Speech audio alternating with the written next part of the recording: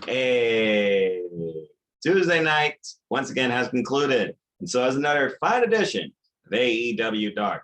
Hello, everybody. Good evening, good morning, tonight, to whoever you may watch this. My name is Noah Foster, and I am just a simple man and a lifelong fan.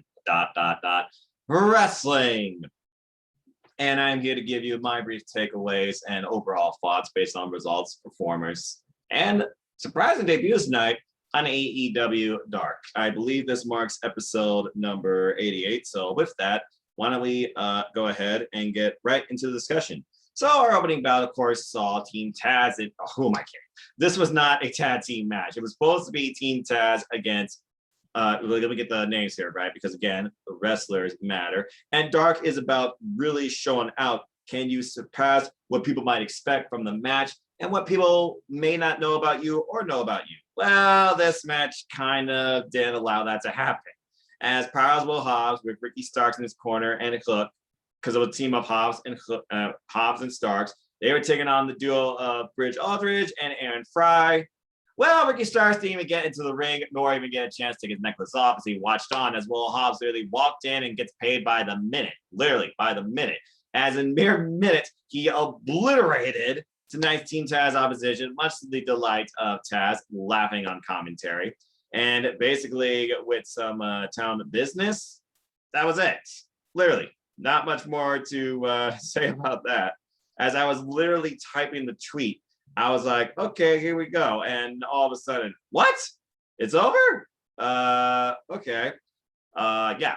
So the way I see it, Hobbs has a massive chip on his shoulder regarding the loss he had to Christian a couple weeks ago on Dynamite. And you got to wonder if Christian's words rain out somewhat and maybe got under the skin of Hobbs and Starks for that matter.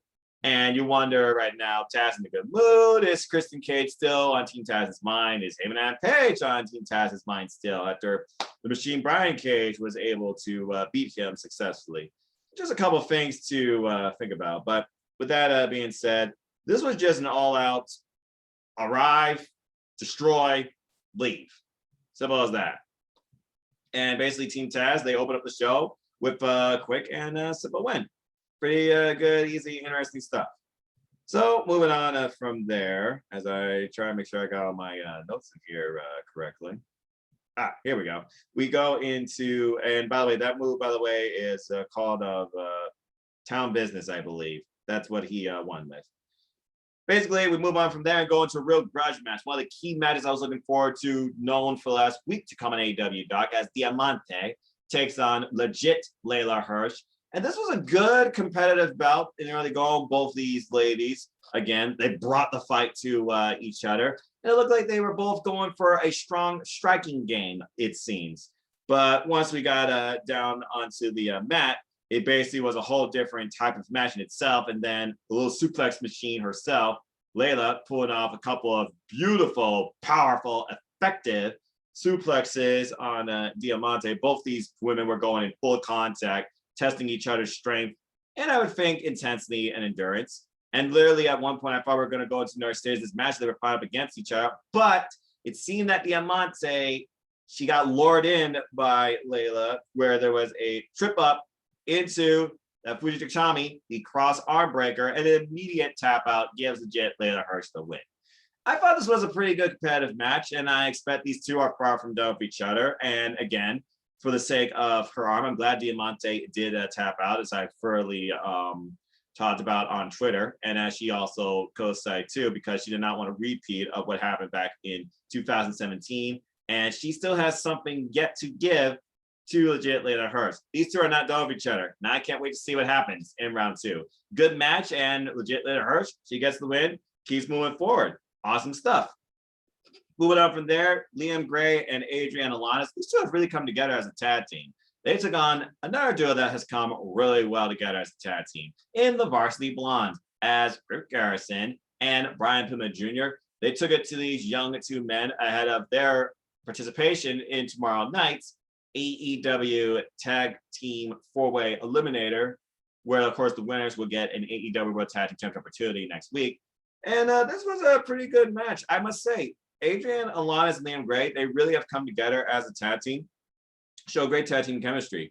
At one point, nice backbreaker and neckbreaker combination, really working over the body, especially the upper and lower spine of one Brian Pillman Jr., while Griff Garrison, of course, he did get the hot tag in, and basically it was rolling on forward for the Varsity Blondes, who did pick up the win with their own combination tag offense with rolling elbow followed by flying clothesline by Brian Pillman Jr., allows Griff Garrison to get the win off tandem tag team offense, and the Varsity Blondes roll on.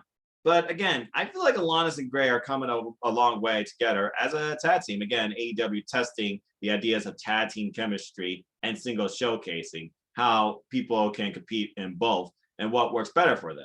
So I hope to see more of these two as a team, maybe taking on a couple of brothers that I saw later in the show. I think that'd be a good exhibition. And Dark does love to give you sometimes those nice, independent, focus-only exhibitions because you don't know who could break out. Anyway, moving on from there, tag team action rolls on as SCU's Frankie Kazarian and Christopher Daniels. They took on tandem duo Spencer Slade, giving me throwback Kurt Angle days with that headgear, and Jake St. Patrick. Jake St. Patrick, of course, and Spencer Slade had a tall order tonight. As we know, SCU, they are driven after one thing, and that is getting the tag gold. Otherwise, the next time they lose as a tag team in a standard match, keyword standard match, they are done as a tag team, period. SCU is through. Well, of course, that didn't happen in non-AEW Dark, but I will give Spencer Slade credit because Spencer Slade did get a hot tag after the SCU duo did work over Jake St. Patrick in the early going. Again, Kazarian's so damn well aware of the freaking ring and his opposition around him. Spencer Slade, though, getting a nice belly-to-belly off and spear, follow-up, shoulder tackles in the corner. That amateur wrestling background really came into play, but it was all for naught as Kazarian did get the better of the two after Daniels did get the hot tag in. And then literally we get tandem tag team offense by SCU from this falling point as Kazarian basically takes out all factors known, that is, Jake St. Patrick, which probably didn't help when he tried to come back into a tag team suplex into the knees of the other opposition of SCU. And then the BME, the best moonsault ever, Slade falls to that, and SCU rolls on as the Fallen Angel gets the win here with the pinfall for the team. Again, SCU, they are working on all cylinders again in this once all or nothing pursuit for tag team gold. Ever since their hype talk from the waiting room several weeks ago on Dark, this team has been unstoppable, and they are the #1 ranked in AEW. Young Bucks, you best be aware. But again, SCU also claims Young Bucks need to find their balls. So I just wonder if those words are going to come back to haunt them tomorrow in a multi-team based match where the winners again will get an AEW Tag Team Championship match next week on Dynamite. But we'll have to wait and see. Moving on from there, we go into women's action as Swell, Big Swell. She took on first time debuting, new up-and-comer, and fairly impressed me, all the way from Athens, Greece, talk about an international standout, in one Megan Bayne. And Megan Bayne looking like something out of like Adonis, it seems, or maybe Chariot Gladiators. She brought a really good aggressive fight here. I was impressed. This match had everything here. It had strikes, it had kicks, it had attitude. And Megan Bayne went move for move at times with Big Swell. Though I think at times she might have gotten a little full of herself playing to the crowd, and Big Swell did capitalize. As this match kept going, though, there was a couple of nice falls by Bane, but it wasn't enough. Swell did capitalize. These two literally exchanging kick for kick, miss, until Big Swell, she hits the follow-up roundhouse kick that basically changes the game for Megan Bayne. I did not mean for that to rhyme. And then at one point, we definitely got a nice kick right in between the uprights, it seemed, with a nice follow-up big boot, though, by Megan Bayne. For literally Megan Bayne just reacting to everything Big Swole was doing to her. I love the fight she brought. But as this match kept going forward, and it looked like we're going for dirty dancing, no, Megan Bayne, she was countering that. And then it looked like we were going for maybe some sit-down type maneuver here, only for Megan Bayne to get caught with the Clover Leaf. Shout out to Dean Malenko.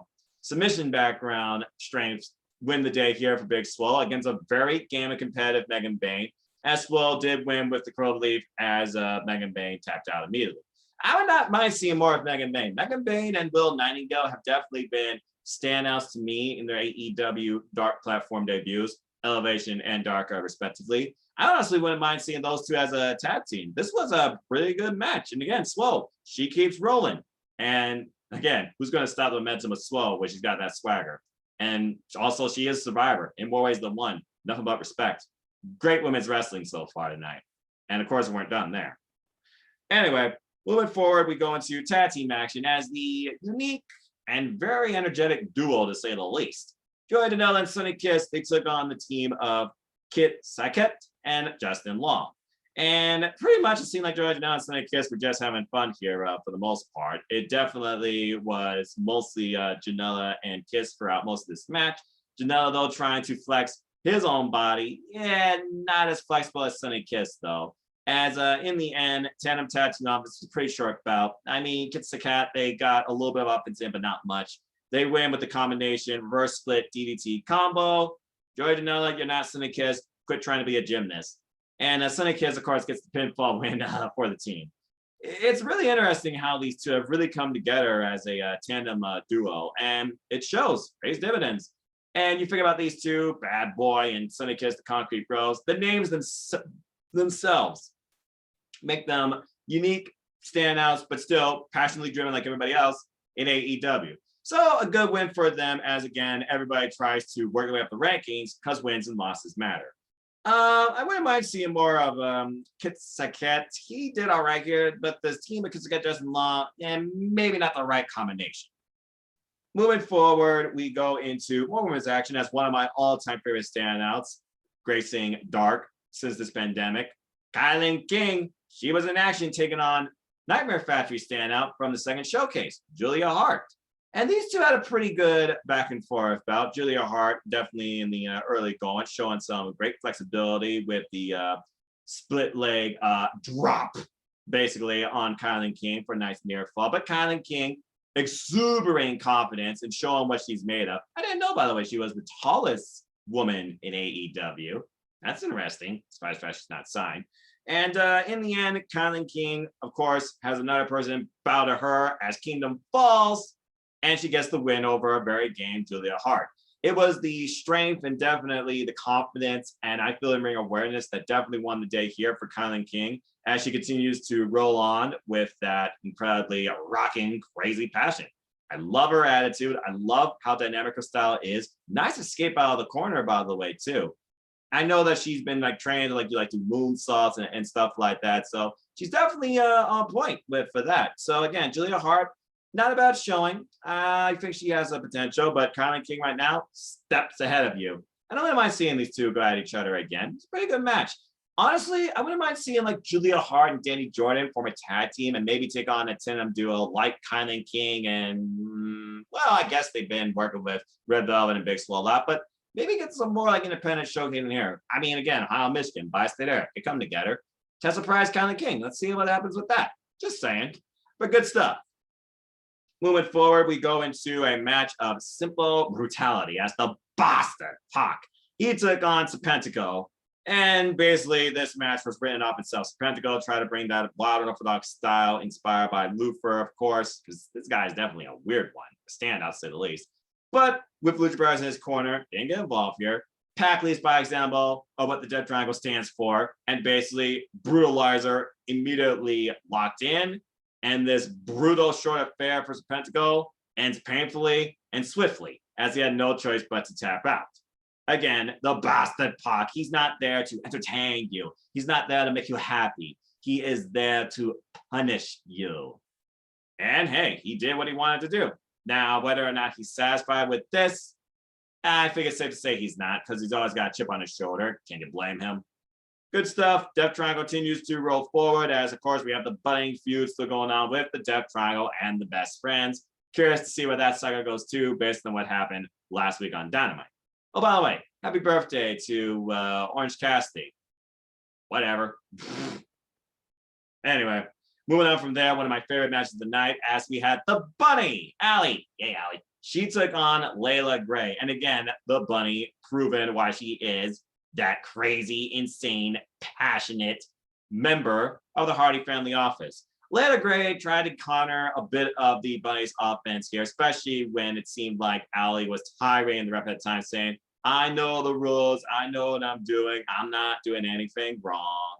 And basically, she almost got Allie with a nice roll up towards the end, only to basically anger Allie to the point she did that ridiculous momentum she gets off that sliding lariat in the corner. Yeesh. But then some follow-up stiff knee strikes, and that last rising knee strike dropped Layla Gray where she stood. But it wasn't the deepest descent for her, as of course Allie sent Layla Gray down the rabbit hole for the 1, 2, 3, and there you go. Allie wins. Vicious Bunny on full display here tonight as she screamed and laughed and skipped her way around the ring during the match and afterwards too. I always enjoy watching Allie wrestle. Laura Denise, Cherry Bomb, Allie, Bunny, whatever you want to call it. She's definitely a very driven competitor, one of the very special standouts in this industry, not just in AEW.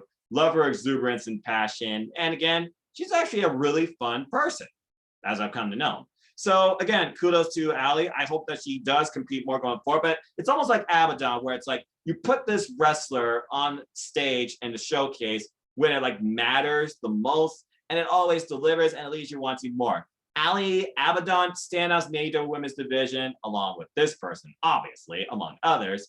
And I feel that they're going to go far. And hey, that's another win for Allie. I really hope Allie works way up in the rankings. I wouldn't mind seeing Allie versus, I don't know, Hikaru Shida.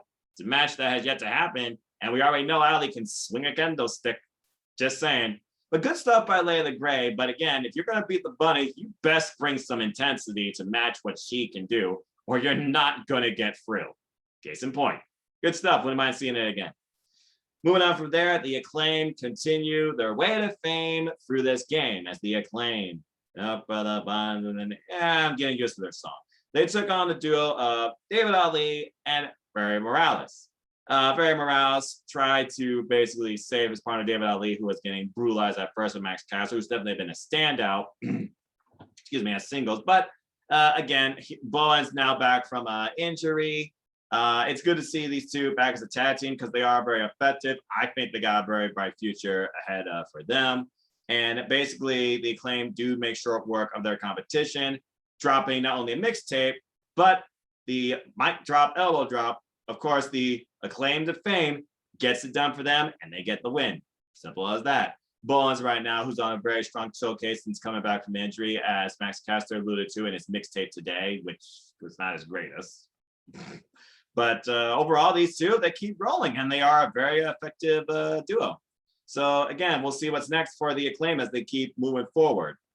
Also, I do want to bring up one subtle note. Diamante basically said, and I quote, "Definitely saved my arm. Didn't want this to happen again. This ain't over now. You got lucky, Layla. Don't want to stand up and throw hands with me? Oh, good. I got something for you." Well, we already knew that Diamante, definitely, you don't want to get in a striking war with Diamante. But legitly, her, she kind of outsmarted her, it seems, and focused on her game that brought her to the dance. And that is her submissions game, because Layla is definitely much more mat-based technician. But again, great power and great technical wrestling showcased by both, and I really do look forward to round 2. Anyway, I'm glad you did not have a repeat 2017, Diamante. Yeesh. Okay, so moving forward from there, we go into tag team action as we get that track that only Run DMC you think could make, as Scorpio Scott, and Ethan Page, they show off what they are made of against Devon's bros, the Hughes bros. I guess they just call them Hughes. Of course, I'm talking about Taryn and Therese.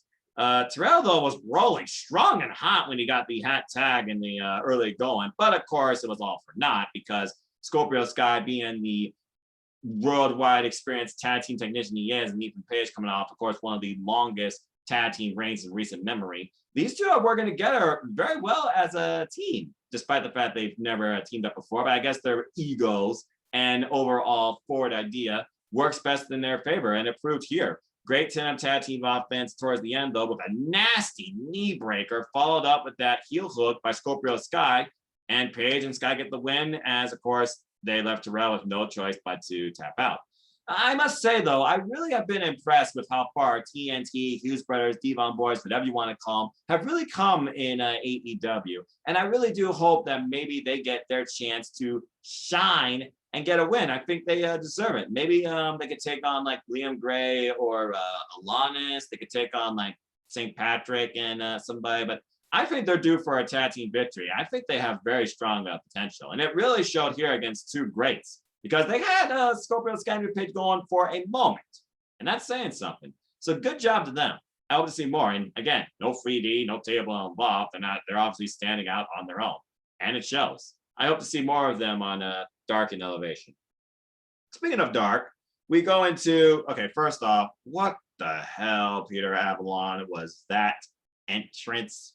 Caesar? Really? That's what you're using your strength for? Okay.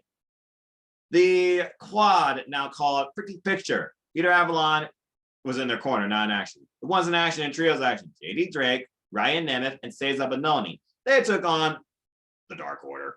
Of course, I am speaking of the trio of Alex Reynolds, Stu Grayson, and Evil Uno.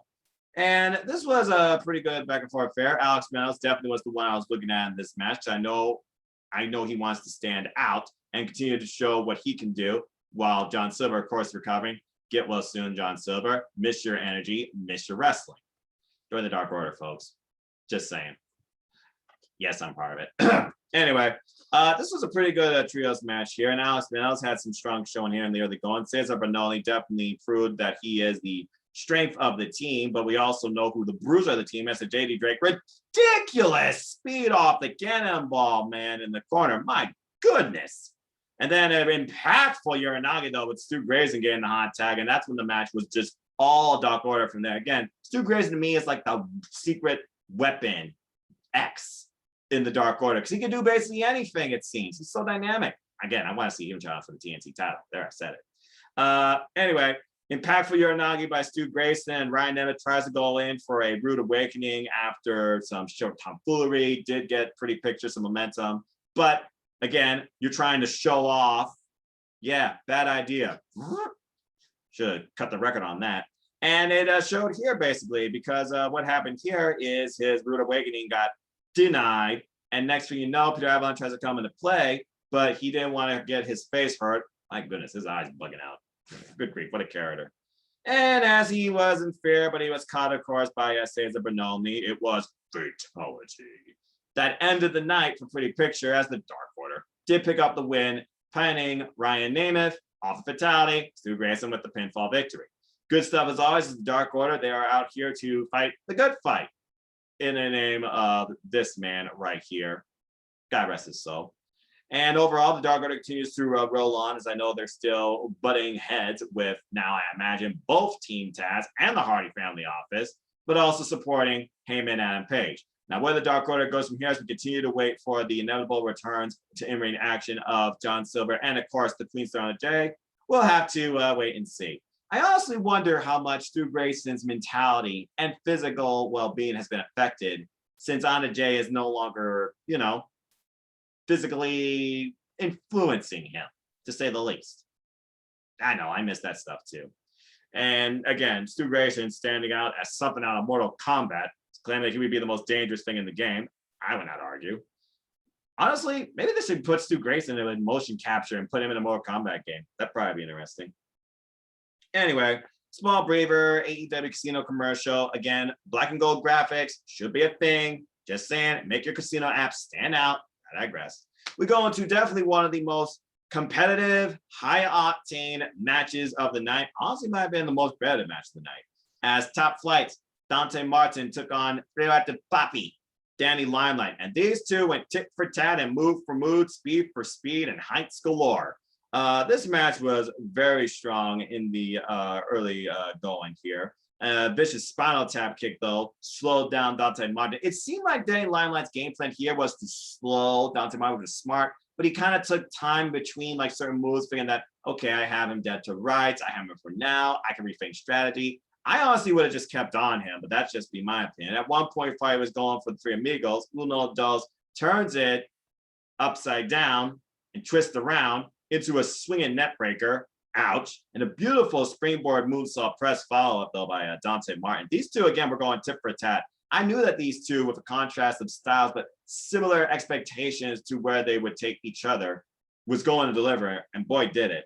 And then he goes for the 450 splash in the corner. Dante Martin ends up crashing and nearly gets lodged in a submission to hold. in the triangle sleeper, but somehow binds his body, rolls momentum into a nice near fall, only to get clothesline around the world. Good grief, the rotation on that impact by Danny Limelight. And basically the match is halted there. But Dante Martin, he continues to fight from under and fights back, using the ropes and his speed to his advantage. And one of the most emphatic drop kicks I've ever seen rebound off the ropes, sending Danny Limelight into another time zone when he's seen. Finally sets up Danny Limelight in just the right position and the right state to hit the 450 splash at the end and gets the win. Definitely one of the more competitive matches I've seen from Dante Martin. Again, the youngest member of the AEW roster, standing out as a single while his partner recovers, one half a top flight. And Danny Limelight continues to deliver on both platforms, AEW Strong and, of course, AEW Dark. Definitely has been a standout for me. This was definitely by far my favorite match of the night. Extremely competitive. Could have gone either way. High octane action. Both these men brought it. Really good stuff. Moving on from there, we go into a bit of chaos and a bit of aggressiveness, as everybody was about to suffer here at the hands of the Murdoch Lance Archer. So Pentaco, of course, being dragged out by his partner Lupford, because it was Lupford versus Lance here in our main event of the night. And Pentaco sitting on the ramp, basically trying to recover from the brutality he suffered at the hand of the bastard Pac. It looked like he had enough wherewithal to try and garner some momentum for his tap run as he tries to basically lock in a sleeper hold, it seems, with a sneak attack from behind on Lance, only for Lance to just throw him into the ring, continue his entrance. Seriously, they might as well just play Lance's music during one of these matches, okay? And basically, Lance had the match from here. Both tit for tat, though, as Jay the Snake Roberts, you list away Sand. We're discussing Sting. Is there an agenda? Do you trust the man in face paint? Of course, Jake trusts nobody, period. And as this match moved forward between Lupford and Lance, Lance at one point tries to go for the blackout. Lupford too big, though. He gets out of it. Pentaco tries a couple of times to play difference maker via distraction. Doesn't work. And then at one point, Fuego del Sol. I guess these two have a budding rivalry. This is interesting. Fuego del Sol, he comes out and drags Pentaco off, and the two come brawling off or down one-on-one. As Lupford was going to go, it seemed, for the Lupford bomb, it gets denied, and he finds himself admitted on a ticket to hell as he rides the helicoaster. And Lance Archer picks up the win. 1, 2, 3. As Lance Archer continues to, have his fun, and Jake wonders if he's truly happy and what is really all going on here. And his work here is done, but he doesn't have to worry about Lupford. He just has to wonder what's going on with Sting and what he is trying to do here. This was a nice, fun way to close the show. And basically, that was it for AEW Dark. So takeaways from this night's AEW Dark. All 4 women matches, they truly brought it. I look forward to Legit Leda Hirsch versus Diamante round 2. And whether or not it'll be more so a physical striking affair versus a more technical sound one. This kind of was half and half. Megan Bayne was definitely the standout for me that debuted tonight on tonight's show. I hope to see more of her. Very competitive bout with Big Swell. And again, you book somebody with Ali, you better bring as crazy as strong as a fight against Ali, or you're going to lose. Example, Tai Conti. Tai Conti overcame the bunny. Kudos to her. Wonder what she's up to right now anyway, but I digress. And overall, I enjoyed the show. Good showcasing all around. Danny Limelight and Dante Martin probably was, though, my overall match of the night. So I recommend you all go check that out if you haven't watched Dark or haven't given Dark a chance, and maybe find a standout for you that could be the future, not just for AEW, but wrestling too. Because again, people like Kaitlyn King, just saying. So as we go away from AEW Dark, let's go ahead and talk about what's to come tomorrow night on AEW Dynamite, shall we? We also learned via graphics tonight that we will see, maybe hear more from Scorpio Sky and Ethan Page and Miro. We also know a number of things that are going down tomorrow night, as we will have a 4-way tag eliminator, and the winners will challenge the Young Bucks next week on AEW Dynamite for the AEW Tag Team Championship. Will it be the Varsity Blondes, the Acclaim, Jurassic Express, or #1 ranked SCU? Something tells me SCU is going to be saved for Double or Nothing, because the name itself just makes sense when you think about it. And they are the #1 ranked. They called out the Bucks for their manhood, at least. And I feel that the Young Bucks are not going to just leave that line down. So just saying. We also know that the Factory and the Family will clash head-to-head as QT takes on Cody. QT, of course, will have the entire federation in his corner, while Cody will have Arn Anderson, but I'm pretty sure the Nightmare family will not be too far away, as I feel that we're going to have the Rhodes brothers in action soon enough as a tag team in some way against the Factory. I think that's what it's going to come down to. In a match that feels truly personal with a guy, a chip on his shoulder, as big as a mountain, QT is out to prove a point that, one, he does not need to be in Cody's shadow, and two, he should be the one people respects and thanks. He should be the one to look at. He should be the one that should be guiding everybody. So we'll see what happens there. We also know in tag team match we'll get Eddie Kingston versus Eddie Kingston and John Moxley will take on Kenny Omega and MT Nakazawa, of course, trying to get their bit of redemption and payback for what the Good Brothers and the Elite overall have caused both these men. And of course, John Moxley and Eddie Kingston, they're just out to break faces. They're out to fight and then drink afterwards. I have a feeling that Nakazawa is not going to come out of this match unscathed, and he's going to be the fall guy. Just saying, but I could be wrong. Of course, we also know that we will have the #1 ranked in AEW Women's Division in action, the good doctor, the role model, Dr. Britt Baker, DMD. Don't forget it. She will be in action as she continues to prove why she is basically our next AEW Women's Champion waiting to happen. It does seem inevitable, doesn't it? And of course, she's also here to say, she that later, bump. Cue Rebels laugh. Seriously, they should just plug that somewhere. No, don't do that. Don't do stupid stuff like that like the other company does. But I'm sure she's going to be sending a statement to when she and I'm curious who she will be facing. If I were to take a guess, Britt Nixon. Just saying. But again, we are inevitably building towards Britt Baker versus Sheeta. I think that's the match happening at Double or Nothing because, ladies and gentlemen, we are literally 26 days away from the pay-per-view that started all as far as this brand goes, and that is Double or Nothing. And it's sure to be just as spectacular as always and memorable. And of course, the headline of the show tomorrow night will be the first ever blood and guts match between the Pinnacle and the Inner Circle. A family since day one versus maybe the next generation. Who will stand on top? Who will simply not win this, but survive? In less than 24 hours, we will all find out soon enough. Bottom line is this: all 10 of those men, when the match ends, will never, ever be the same again. And based on that, did I just give you maybe my prediction? I'll let you decide. But that's all I got to say for now, because that is it for this week in AEW as we look forward towards AEW Dynamite Blood and Guts tomorrow night. And who knows what the hell else may happen? Who may show up? Who will cross that forbidden door? I can't believe I just said that. Into AEW, Impact, NJPW. What's to come? Because we already know one huge thing to come next week. Well, two technically, because Impact Wrestling has their special, and I feel like there's more than meets the eye with the name, but I digress. And that's all I got to say for now, so thanks for tuning in. Let me know your thoughts. Who are your favorite standouts on Dark this week or overall since this platform exists? Do you enjoy AEW in some way or capacity? I'd like to hear your thoughts or comments down below, or easy enough, you can follow me on Twitter, because you want to know more about me, know this. I'm just a simple man and a lifelong fan of ... wrestling. So find me on Twitter at Foster1916, Instagram at Foster1916, YouTube and Foster1916, or follow the URL youtube.com/C/NoFoster210 for all things wrestling. And shout out to W Family on Twitter. There'll be further content coming up, definitely this summer, starting next week, especially too, on all things wrestling, including but not limited to AEW, NWA, NJPW, NXT UK, and so much more. Especially for Ring of Honor rebooting the women's division. I'm really excited for. That'll be a nice way to build time in towards Dynamite tomorrow night too, as they got more women's wrestling showcasing. But I digress. This is kind of the point where sometimes I almost banter instead of plug, so my apologies. And if you want a different outlook and perspective, and also a happier face too, via Puppet, then I suggest you follow Teddy Tumbuckle and my friend Cindy G there. They work together and they talk all react on all things wrestling too. Non-WWE though, but that's their choice. And of course, support NoDQ for all the latest in wrestling news. Bulletcast, join Team All Elite, and We Want Wrestling Talk. Join a fun pause wrestling community.